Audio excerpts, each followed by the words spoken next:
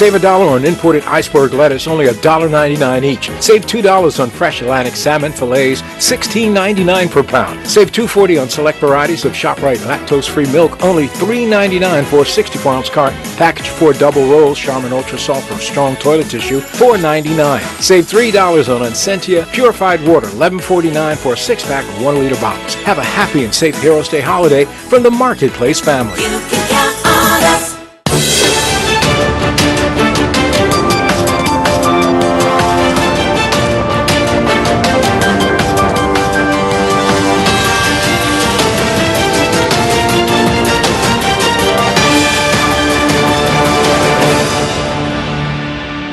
You're watching Bermuda Tonight. It's Thursday, June 13th. I'm Jasmine Patterson, and thanks for joining us. A woman remarkably found alive and well after being reported missing overnight in the Spittle Pond Nature Reserve in Smiths. The Bermuda Police Service led a coordinated search team along with the family and friends of the woman. A collective sigh of relief this afternoon once a coordinated search effort proved successful. The 44-year-old woman was last seen Wednesday evening and reported missing to police by a family member this morning. Her car was found parked at the east entrance of the Spittle Pond Nature Reserve. Despite the sweltering conditions, several police officers plus parish constables pushed on, scouring the 60-acre wildlife sanctuary. By midday, still nowhere to be found. Miguel Mejerez was out conducting wildlife research and told us his account. I got here around 9:30 and I was basically doing some bird research, and I saw this gentleman on his cell phone chatting by the eastern gate of Spittle Pond. Didn't think anything of it. And then an hour goes by, I come out, and he's still like there in the same spot on his phone. He looks like distraught, a little bit panicky. And then another hour goes by and he's still on his phone. I'm not following him around. I'm just coincidentally bumping into him as I'm doing my job at Spittle Pond. And then around 9:30ish, 10 o'clock, police started arriving and they asked us, have we seen a woman who had, a black woman who had gone missing.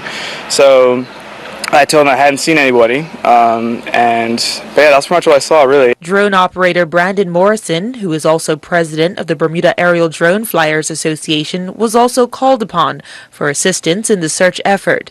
A K-9 unit, Marine Police, and the Department of Parks staff searched by land and sea, persevering as each hour passed. But thankfully, she was found under Portuguese rock, safe and well, around 2 p.m. She was subsequently taken to King Edward Memorial Hospital for medical assessment. Reverend Dr. Kevin Santucci, the BPS chaplain, was there to provide support to the family. And what you can imagine could have been an unfortunate situation has turned out to be an example of the determination and strength of what the community can accomplish together. We apologize there for the brief technical glitches, but we'll have more for you after this short break, including all the latest weather news. Stay with us.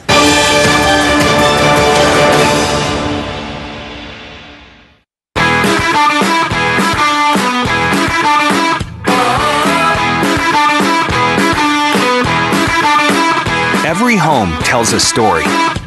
Your story is all yours. Big kid, too cool.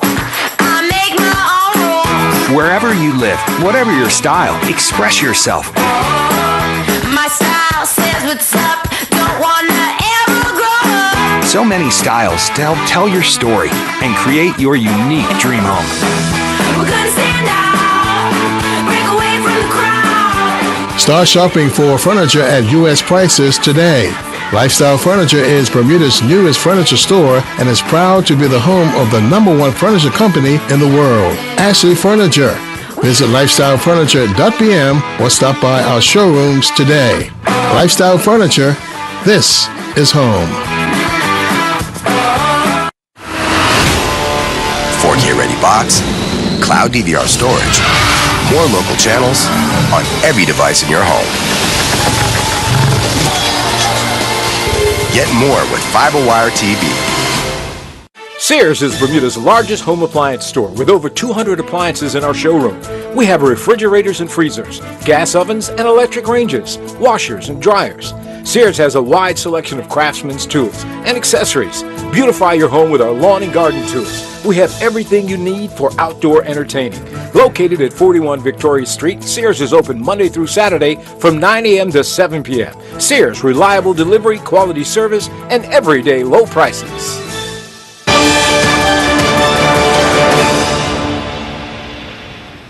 Thanks for joining us. The government has done nothing to delay the Caroline Bay project at Morgan's Point. Curtis Dickinson, the Minister of Finance, seeking to make that quite clear today as he addressed the current work stoppage at the Morgan's Point site. Mr. Dickinson explaining government's position at a press conference today. Here's Gary Moreno with more. In February 2018, there began a series of crunch talks with the developers of Caroline Bay based on the fact that there was a forecasted likelihood that work on the site would stop, workers could be laid off, and contractors would not be paid. The constant theme of those meetings and the persistent demands of the government was that this could not be allowed to happen, as this country could not then and cannot now afford to see more Bermudians out of work. Well, that very situation has now occurred, and there have been suggestions that government has had a hand in it by being slow to grant necessary approval for the required financing. As recently as last Friday, the Premier and I met with the principals of Caroline Bay to discuss the advanced stage of negotiations for funding of the project. I made it clear in that meeting that the protection of the Bermudian taxpayer was this government's priority, and that the terms of any financing deal, subject to the government's approval, must reflect that overarching commitment to Bermuda. There has been progress on the financing front, and that is for the principals of Caroline Bay to address in due course. So what is the developer Georges Bay Limited saying? Well, according to a spokesperson, the company, its board of directors and board chairman Brian Dupereau are grateful to the government for its support and understanding as the company secures financing to complete the Caroline Bay development. Government's cooperation and assistance throughout this process is deeply appreciated and has been a key part of the success they are confident of achieving with the project. We've worked with government in both the spirit and practice of what we consider a true partnership, and one that has always had in mind the best interests of all Bermudians, unquote. However, the company has said nothing about providing payment to those contractors and subcontractors to whom money is owed. I sought to find out from the minister whether government has the ability to bring any pressure to bear to ensure that those monies are in fact paid. Inasmuch as there are monies owed to subcontractors and contractors, their obligations rest with the developer of the project and the general contractor. We have purposefully not commented on the non-payment to contractors because that is a matter between themselves and the contractor and the developer. We have provided a guarantee. Are we concerned? Obviously, yes, we are. But at the end of the day, the responsibility for the payment to contractors and subcontractors rests with the developer. And we have been encouraging the principals of Caroline Bay to get this matter resolved as quickly as possible. Again, we've reached out to Brian Dupereau and other directors of Georges Bay Limited to find out about payment of monies owed, but with no response to our queries. As to talk that the project may now have to be scaled back, the principals of the Caroline Bay are looking at a number of potential alternatives, looking at the project as originally contemplated and also looking at potentially revising it. They are trying to do what's required to ensure that they can get financing for the project. And remember that $165 million loan guarantee for the project provided by government? I asked the minister whether it is now in fact at risk. The government guarantee is at risk. Well, the guarantee is not a risk for the investors. The government, should the project go unfunded, will be on the hook for $165 million. We remain hopeful, and we are encouraging the developers in their discussions with financing sources to get this financing across the line. It now remains to be seen how long before the project resumes and whether, as one contractor put it, the small man will be taken care of and given what's due to him. Gary Moreno, reporting for the Bermuda Broadcasting News. Organizers of Bermuda's first ever Gay Pride Parade are hoping the event will send the message that love has no bounds. The LGBT group on Facebook known as Out Bermuda are planning the parade for August 31st in Victoria Park. However, as Try Trot tells us, not everyone is eager for the parade to get underway. Asbury Park, New Jersey. Scores of people line the streets to observe their 28th annual Pride Parade in honor of the local lesbian, gay, bisexual, and transgendered community known as LGBT. You post things online and you share things. But LGBT campaigners here in Bermuda are hoping to show the same spirit of pride when they put on the island's first ever LGBT Pride Parade scheduled for August 31st. Outspoken Bible preacher Dr. Maria Seaman, who pastors the Shekinah Worship Center in Hamilton Parish, is just one of those taking to social media today to express their disapproval. She spoke to Bermuda Broadcasting News earlier in the day. why does this worry you? I remain consistent on the matter. I speak as a pastor and then I speak as a citizen.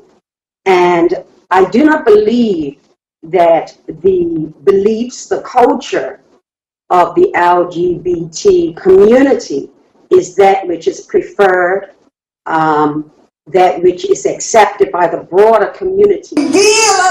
For Pastor Seaman, whose church is filled with members every Sunday, the Bible is clear.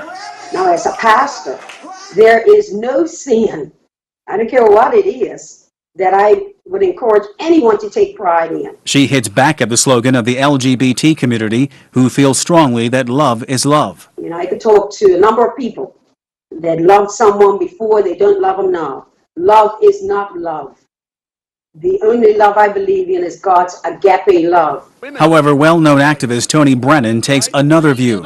Vocal on LGBT issues, he fully supports the planned Pride event. I think it's long overdue. I think it's great that Out Bermuda has organized this. As a supporter of the event, who would you encourage to turn out? Everybody that believes in love. Mr. Brennan decries the government's actions in deciding to appeal the court's rulings in favor of gay marriage all the way to the Privy Council. Ridiculous struggle and fight and government losing 3 court cases and persisting to go a 4th time. Elsewhere, the LGBT activists drew parallels between the island's civil rights movement to what the LGBT community is trying to achieve now when asked to react to comments online calling for straight pride. You know, there shouldn't even be a discussion. Unfortunately, it's like, other people have had to fight their battles, Tarai. We're celebrating the theater boycott this week, 60 years later, when people couldn't sit in a movie house because of the skin color. And now some of the same people that got those privileges are some of the same people that want to deny the LGBT people their privileges and their rights. Mr. Brennan going on to express regret that the island's LGBT community had to resort to legal action to gain equal rights, and he leveled criticism at both of the island's political parties for their handling of the issue, describing some of the politicians from both sides as, quote, homophobic. Tarai Trott reporting for Bermuda Broadcasting News. Weather now, let's head over to the AccuWeather headquarters for the latest. AccuWeather is presented by BF&M Insurance Group. We now go to AccuWeather headquarters. This AccuWeather forecast has been brought to us by the BF&M Insurance Group. We still are locked into a very humid weather pattern across the area and the western Atlantic for that matter. You can see there are clusters of showers and thunderstorms mainly off to the west. Today's been a little less active than it was last night and back on Wednesday with fewer showers and storms within dozens of miles of our area. They're really way out there, good distance off to the west, dozens and dozens of miles away. Current conditions, the water temperature has jumped all the way up to 81. Big jump, and also a big jump with the humidity compared to where we were about a week ago. We're up around 80% right now. Air temp's also around 81. So very similar between the air temperature and the water temperature. And it's a good time for boating out there as we do have very small waves. That light wind at only around 5 to 10 miles per hour is producing waves that are nearly flat on the inside and just 2 to 4 footers are rolling on the outside periphery of the island. So high tide 6:32. The tide's going to be going back out through the evening. Just before 1 a.m. Another high tide early tomorrow morning, and low tide strikes at 12:54 p.m. just after lunchtime on your Friday. Tonight, partly cloudy, but with this humid air in place, we're not going to be able to cool down much. 75, your anticipated low, and tomorrow we're right back up to 83, warm, kind of a subtropical feel out there. Now, there will be some spotty showers that begin to return on our Friday afternoon and into the evening, and then the rain will become more likely into Friday night and Saturday. The Caribbean outlook showing the possibility of some spotty showers and thunderstorms in places like Jamaica and into Barbados, Trinidad as well, and we're dealing with a good chance for scattered thunderstorms to stay mainly into areas like the greater Antilles and generally away from us until we get into the beginning of the weekend. Into the gateway forecast we go, and in Toronto we're looking at a 72-degree high. Nice weather and fairly pleasant out there across the northeastern part of the U.S. as well. Temperatures into the mid-70s, not as wet as it has been today in the eastern U.S. Atlanta, 82. That's a cool spell for this time of the year there. Miami will have its share of showers and some thunderstorms, and no tropical threats can be found. That's good news. We don't anticipate any real trouble over the next 8 to 10 days across the western Atlantic, so things are fairly quiet here early in hurricane season.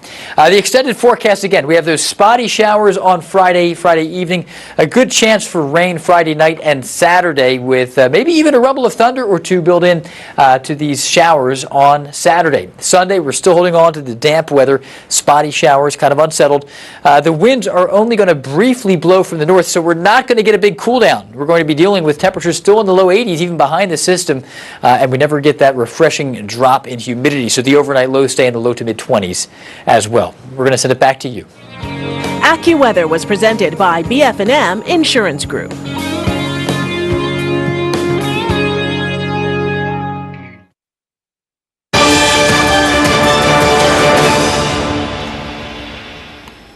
Race-based trauma and its effects on people of color deserves the proper medical recognition shown other forms of trauma, according to Dr. Kenneth Hardy, a presenter at the Bermuda ACEs Conference. Day one of the second ACEs Conference, hosted by the Family Center, CURB, and the Interagency Committee for Children and Families at HSBC, is focused on helping the community understand the connection between racial trauma and adverse childhood experiences. Internationally recognized clinician, author, and trainer Dr. Kenneth Hardy specializes in working with traumatized and oppressed populations in the U.S. When we talk about trauma, that there should be space within a broader discourse about trauma to really look at this area that we don't like to look at in society, which is race. And so when you have a people who have been systematically marginalized over an extended period of time, stepped over, locked out of systems that has tremendous long-term effects on people, and that I think that particularly the coping abilities of black people in particular has made it relatively easy in some ways for people to ignore the impact of trauma, because we have been a people who have, despite many obstacles, have prevailed nonetheless. But in the midst of that prevailing doesn't mean that there aren't side effects and impacts that we endure from trauma. In his writings, Dr. Hardy calls the phenomenon of racial trauma the invisible wound, because the psychological effects manifest in physical ways, evidenced as health disparities in terms of high blood pressure, diabetes, and low birth rate in black women. Dr. Hardy expresses his views on the experiential racial traumas between Bermudians and African Americans. Black Bermudians swim in the same water that blacks in the States do. As an outsider, I think what's deceptive here is that my belief is that you don't live as poignantly under the armpits of the oppressor the way we do in the States. So I'm constantly reminded of white supremacy and white people and racial oppression. And I think if you're one step removed, there's a way in which it can be somewhat oblivious to that. And so I appreciate the fact that Bermudians are talking about these issues. This is probably the third or fourth time I've been here to talk about these issues. Each time I've been warmly embraced, and even today, I mean, just very lively, insightful discussions. And so, as I was saying, I think awareness is such a key issue, and it seems like that this is an issue that's on the forefront of the minds of many Bermudians. So I think the prognosis looks good, and yet at the same time, these are very, very difficult, complicated issues to move the needle on. Tomorrow, the conference will be centered on the economics of ACEs, featuring an opening address by Premier David Burt. Tickets are still available online at ptix.bm. Still to come, Earl Basin will have all the latest sports news in just a few minutes.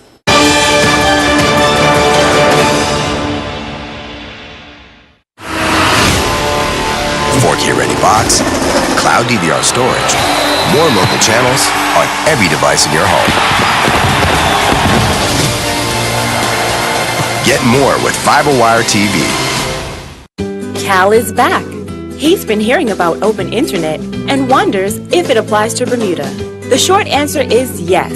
Open internet or net neutrality is the principle that internet service providers, referred to as ISPs, must provide access to all lawful websites and online data equally, regardless of whether you're posting pictures to Instagram, watching your favorite sports team, or even streaming movies from Netflix. Without open internet, ISPs could influence what you see and how quickly you see it by speeding up some services and slowing down or even blocking your access to legal content or apps. The regulatory authority is developing rules for open internet to protect consumers by making it clear to ISPs what they can and cannot do with internet traffic. And we'd like your input. Just visit rab.bm and submit your feedback by clicking on the public consultation for open internet link between May 20th and June 28th. Make sure your voice is heard. When you try the new Tempur-Pedic Breeze, you'll feel how it helps you sleep cooler. So no more nocturnal baking or polar ice cap air conditioner mode. Because the Tempur-Pedic Breeze transfers heat away from your body, so you sleep cool all night long. Experience the superior cooling comfort of the Tempur-Pedic Breeze today. Enjoy the world's finest beds at Furniture Walk, 12 Harvey Road, Paget, 292-5209.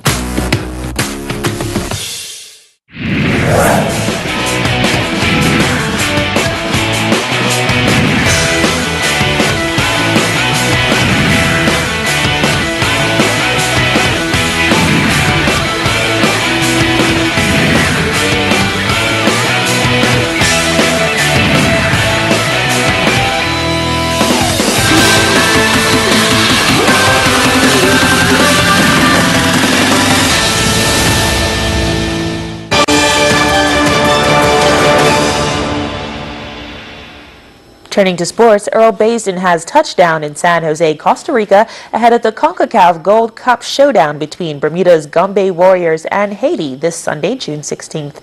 Earl, thanks for touching base with us here at home. So how was the journey to San Jose?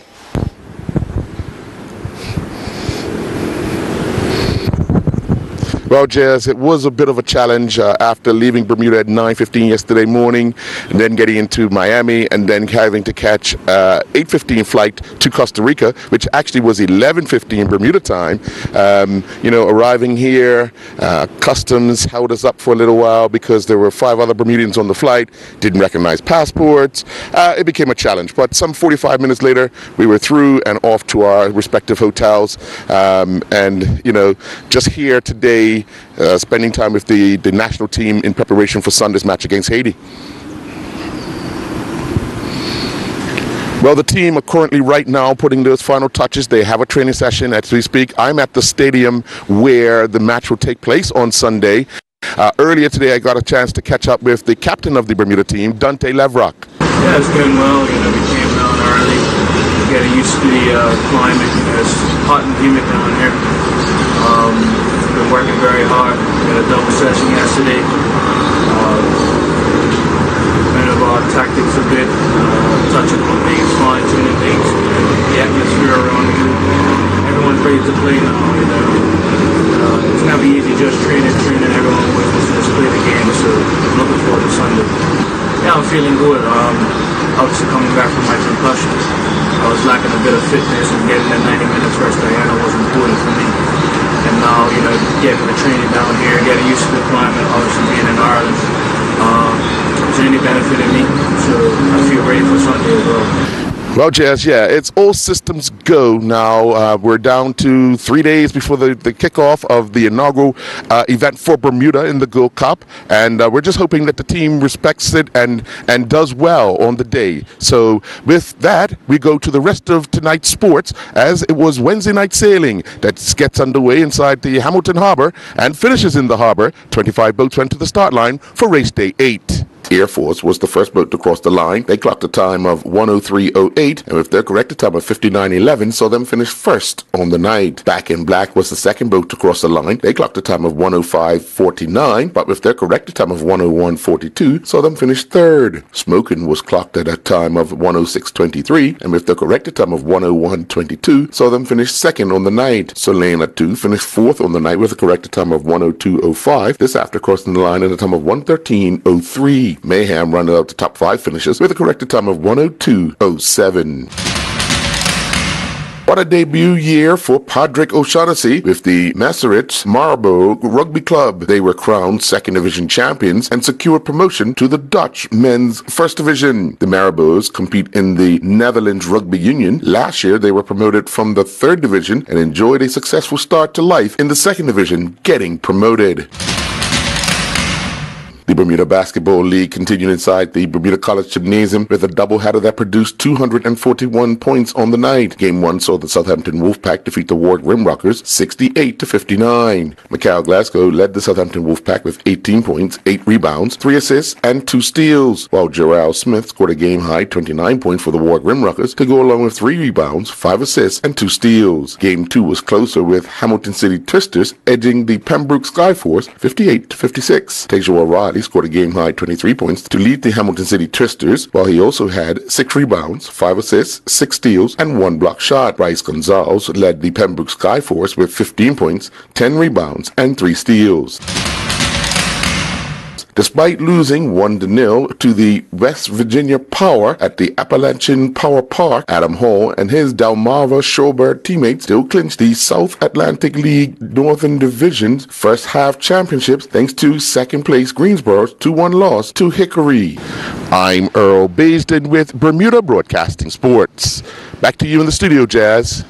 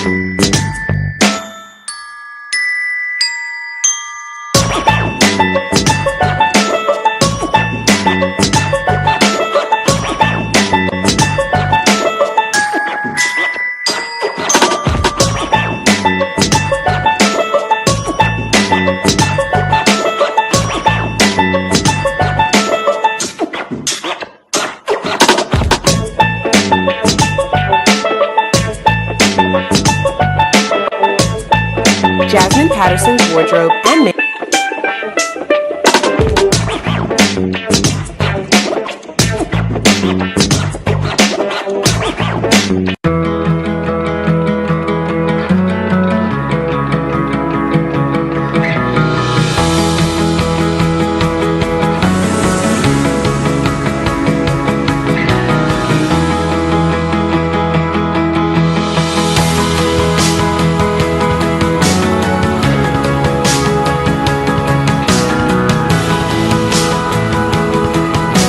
Enjoy memorable moments brought to you by ZipX.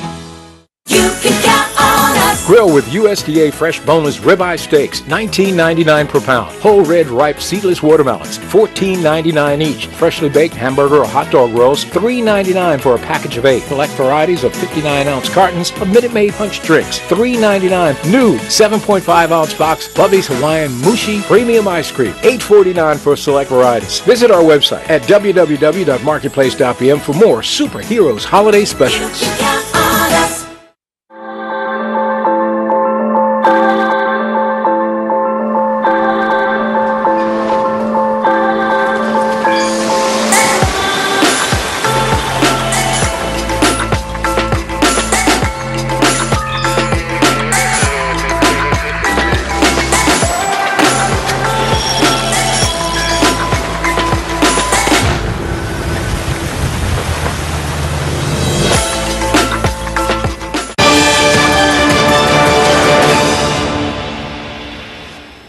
That's all from us this evening. Thanks again for tuning in. I'm Jasmine Patterson. Good night.